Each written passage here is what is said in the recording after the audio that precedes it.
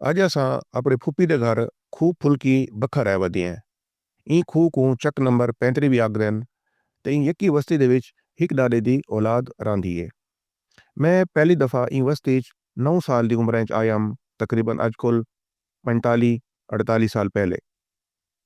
असां उन ज़माने फुप्पी के घर पहुंचू हाँ तो वत असां को फुप्पी आदि आई कि रस्ता भूली पै गया वे। तो वत नाल ये भी आख दिया कि हाँ अज कोठे दुते कहाँ करकदा बैठा ही। अजकल न कोई रस्ता भूली पौंदे न कहाँ करकदे ते मेज़मान घर आ वेंदे। इत्था खाले दुते एक नलका होंदा ही पुराने ज़माने दे विच, जिहदा पानी बहुत ठंडा ही ते जिहदा जेकर कोई मेज़मान आ गया तो वत इत्थू पानी भर के घिन वेंदियां।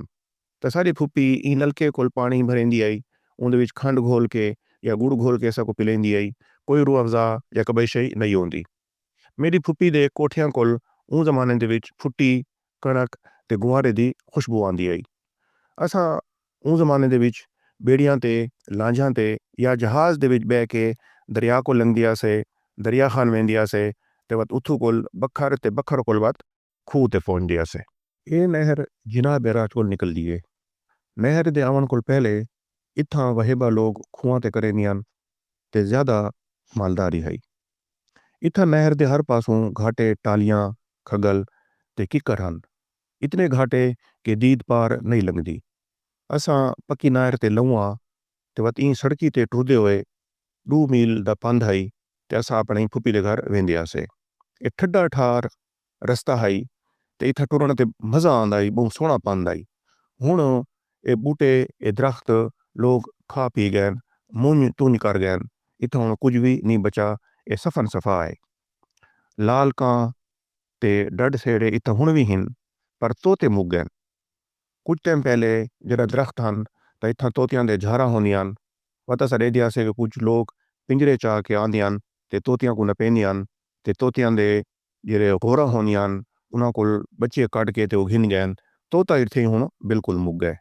ये जेरी सड़की है ये चिलकदी पई होंदी आई, ये बहुत साफ सुथरी होंदी आई, इत्थे बेलदार काम करेंदियां ते जेरे नहर दे विच असां को घाह दिसींदा पै ते बूटियां दिसींदे पैन, ये भी पहले नन होंदे।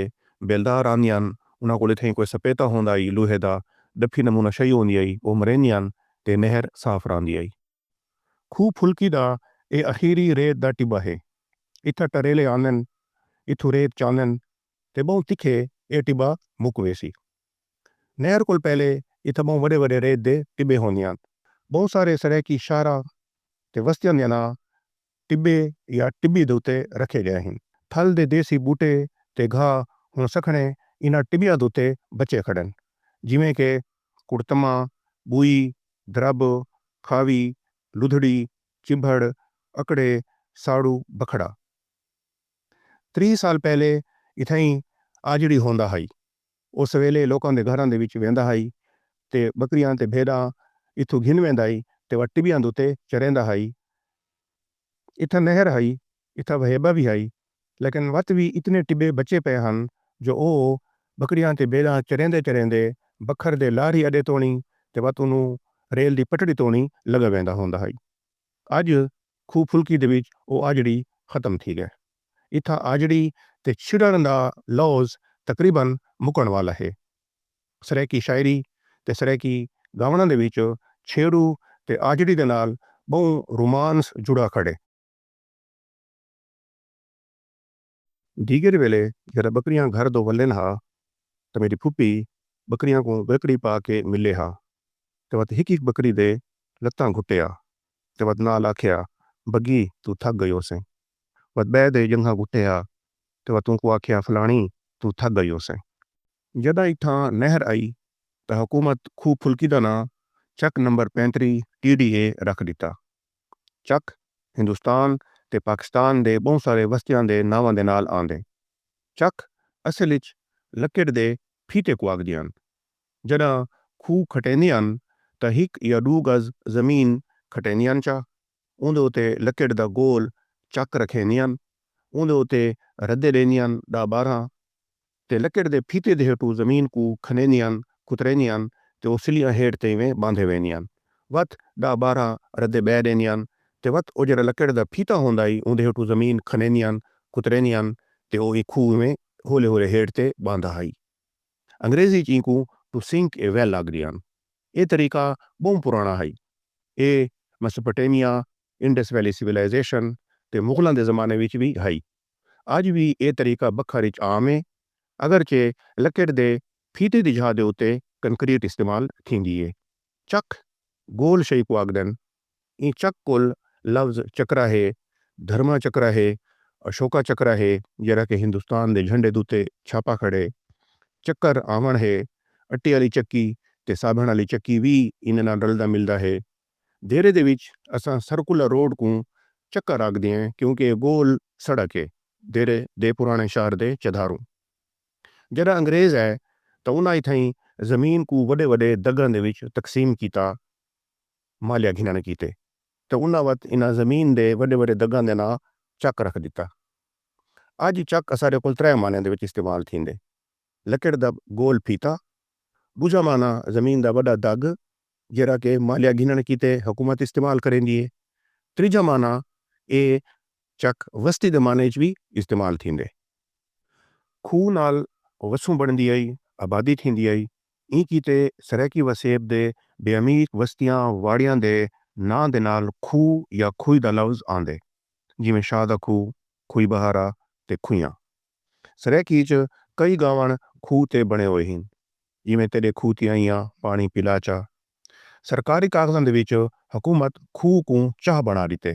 ਚਾਹ ਫਾਰਸੀ ਦਾ ਲਫ਼ਜ਼ ਹੈ, ਜਿਹਦਾ ਮਤਲਬ ਖੂਹ ਥੀਂਦੇ, ਜਿਵੇਂ ਸ਼ਾਹ ਦਾ ਖੂਹ ਚਾਹ ਮੁਨਵਰ ਸ਼ਾਹ थी गए, ਤੇ ਖੂਹਾਂ ਚਹਿਕਾਨ थी गए। ਚਹਿਕਾਨ ਦਾ ਮਤਲਬ ਥੀਂਦੇ ਚਾਹ ਕੁਨਾਨ, ਜਿਹਦਾ ਮਤਲਬ ਥੀਂਦੇ ਖੂਹਾਂ ਕੱਢਣ ਵਾਲੇ। ਜਿਹੜਾ ਅੰਗਰੇਜ਼ ਆਇਆ ਤਾਂ ਉਹ ਖੂਹ ਨੂੰ ਚੱਕ ਦਾ ਨਾਂ ਦੇ ਦਿੱਤਾ, ਜਿਹੜਾ ਕਿ ਬਹੁਤ ਮਸਨੂਈ ਤੇ ਕੋੜਾ ਲਫ਼ਜ਼ ਹੈ। ਖੂਹ ਫੁਲਕੀ 'ਚ ਭੱਡਾ ਕੌਮ ਆਬਾਦ ਹੈ। ਭੱਡਾ ਕੌਮ ਸ਼ੇਖ ਲੱਧਾ ਦੀ ਔਲਾਦ ਹਨ, ਜਿਹੜਾ ਕਿ ਖਾਨਾਵਾਲ ਦੇ ਇੱਕ ਸ਼ਹਿਰ ਕੱਚਾ ਖੂਹ ਦੇ ਵਿੱਚ ਦਫਨ ਹੈ। ਸ਼ੇਖ ਲੱਧਾ ਦੇ ਬਹੁਤ ਸਾਰੇ ਪੁੱਤਰ ਹਨ ਤੇ ਉਹਦੇ ਇੱਕ ਪੁੱਤਰ ਦਾ ਨਾਂ ਭੱਡਾ ਹੈ। ਭੱਡਾ ਕੌਮ ਲਈਆ, ਮੁਲਤਾਨ, ਬੱਖਰ, ਇਸਾਖੇਲ, ਫਤਿਹਪੁਰ, ਬੀਹਲ ਤੇ ਕਰੋੜ ਦੇ ਵਿੱਚ ਰਹਿੰਦੇ ਹਨ ਤੇ ਇਹਨਾਂ ਦਾ ਤਾਲੁਕ ਵਹਿਬੇ ਨਾਲ ਹੈ। ਸ਼ੇਖ ਲੱਧੇ ਨੂੰ ਸ਼ੇਖ ਇੰਕੀ ਤਾਂ ਆਖਾ ਵੈਂਦੇ ਕਿਉਂਕਿ ਉਹ ਕਿਰਾੜ ਕੋਲ ਮੁਸਲਮਾਨ ਥੀ ਆਈ। ਸ਼ੇਖ ਲੱਧੇ ਦੀ ਮਜ਼ਾਰ ਤੇ ਵਨ ਕੇ ਲੋਕ ਮੰਨਤਾਂ ਵੀ ਮੰਨਦੇ ਹਨ। ਖੂਹ ਫੁਲਕੀ ਦੇ ਜਿਹੜੇ ਵੱਡੇ ਹਨ, ਉਹਨਾਂ ਤਕਰੀਬਨ 200 ਸਾਲ ਜਾਂ 150 ਸਾਲ ਪਹਿਲੇ ਇਹ ਖੂਹ ਨੂੰ ਆਬਾਦ ਕੀਤਾ। ਉਹਨਾਂ ਰਲ ਕੇ ਇੱਕ ਖੂਹ ਕੱਢਾ ਤੇ ਵਕਤ ਇਹਨਾਂ ਨਾਲ ਉਹ ਵਹਿਬਾ ਕਰੇ ਹੁੰਦੇ ਹਨ। ਉਹਨਾਂ ਵਿੱਚ ਇੱਕ ਬੰਦੇ ਇਹ ਖੂਹ ਦੇ ਉੱਤੇ ਫੁੱਲ ਲੈ, ਜਿਹਦੀ ਵਜ੍ਹਾ ਕੋਲ ਇਹਨੂੰ ਉਹ ਜ਼ਮਾਨੇ 'ਚ ਫੁੱਲਾਂ ਵਾਲਾ ਖੂਹ ਆਖਦੇ ਹਨ ਤੇ ਬਾਅਦ ਦੇ ਵਿੱਚ ਉਹ ਖੂਹ ਫੁਲਕੀ ਬਣ ਗਿਆ। ਖੂਹ ਫੁਲਕੀ ਦੇ ਪੁਰਾਣੇ ਲੋਕ ਬਹੁਤ ਹੌਲੇ ਹੌਲੇ ਅਲੇਂਦੇ ਹਨ ਤੇ ਉਹਨਾਂ ਦੀ ਅਲਾਵਣ ਦੀ ਸਪੀਡ ਵੀ ਬਹੁਤ ਘੱਟ ਆਈ। ਅੱਜ ਤਾਈਂ ਲੋਕਾਂ ਦੇ ਅਲਾਵਣ ਦੀ ਸਪੀਡ ਥੋੜੀ ਜ਼ਿਆਦਾ ਥਈ ਹੈ। ਥਲ ਦੀ ਤਰੇਮਤ ਦੀ ਅਲਾਹ ਦੇ ਵਿੱਚ ਬਹੁਤ ਜ਼ਿਆਦਾ ਅਰਮਾਨ ਹੈ। ਇੱਥਾਂ ਤਰੇਮਤੀ ਬੈਠੇ ਹੋਵਨ ਤੇ ਉਹ ਕੋਈ ਹੈਰਾਨੀ ਗੱਲ ਹੀ ਕਰਨ ਪਏ ਤਾਂ ਪ੍ਰਤੇ ਕੋਲ ਇਵੇਂ ਲੱਗਦੇ ਕਿ ਜਿਵੇਂ ਉਹ ਵਹਿਣ ਕਰਨ ਦੇ ਪਏ ਹੋਣ। ਤਾਂ ਥਲ ਦੀ ਤਰੇਮਤ ਦੀ ਅਲਾਹ ਦੇ ਵਿੱਚ ਇਹ ਅਰਮਾਨ ਕਿੱਥੋਂ ਹੈ? ਸ਼ਾਇਦ ਇਹ ਉਹਦੀ ਬੇਵਸੀ ਨੂੰ ਜ਼ਾਹਿਰ ਕरेंदे, ਕਿਉਂਕਿ ਤਰੇਮਤ ਦੁਨੀਆ ਤੇ ਹਰ ਜਗ੍ਹਾ ਤੇ ਬੇਵਸ ਹੈ। ਦੂਜਾ ਸ਼ਾਇਦ ਇਹ ਹੋਵੇ ਕਿ ਥਲ ਦੇ ਵਿੱਚ ਤਰੇਮਤੀ ਦੇ ਪਰਨੇਵੇ ਪਰਤੇ ਪਰਤੇ ਥੀਨੀਆਂ ਤੇ ਉਹ ਆਪਣੀ ਮਾਂ ਪਿਓ ਦੀ ਯਾਦ ਵਿੱਚ ਤੇ ਆਪਣੇ ਪੇਕਿਆਂ ਦੀ ਯਾਦ ਦੇ ਵਿੱਚ ਉਹਨਾਂ ਦੀ ਔਲਾਦ ਦੇ ਵਿੱਚ ਇਹ ਅਰਮਾਨ ਹੈ। ਤੇ ਬਈ ਵਜ੍ਹਾ ਇਹ ਵੀ ਹੈ ਕਿ ਥਲ ਦੇ ਵਿੱਚ ਲੋਕ ਜਿਹੜੇ ਹਨ ਉਹ ਪਸ਼ੂ ਪਾਲ ਹਨ, ਉਹ ਪੈਸਟਰਲਿਸਟ ਹਨ, ਟੁਰਦੇ ਰਹਿੰਦੇ ਹਨ ਤੇ ਸ਼ਾਇਦ ਉਹ ਆਪਣੇ ਪੇਕਿਆਂ ਕੋਲ ਪਰਤੇ ਲੱਗੇ ਹੋਏ ਨੇ ਹਨ। ਅਸਰ ਦਮਾਨ ਦੀ ਜਿਹੜੀ ਤਰੇਮਤ ਹੈ ਉਹਦੀ ਔਲਾਦ ਦੇ ਵਿੱਚ ਵੀ ਅਰਮਾਨ ਹੈ, ਲੇਕਿਨ ਥਲ ਦੀ ਤਰੇਮਤ ਦੀ ਔਲਾਦ ਦੇ ਵਿੱਚ ਜ਼ਿਆਦਾ ਅਰਮਾਨ ਹੈ।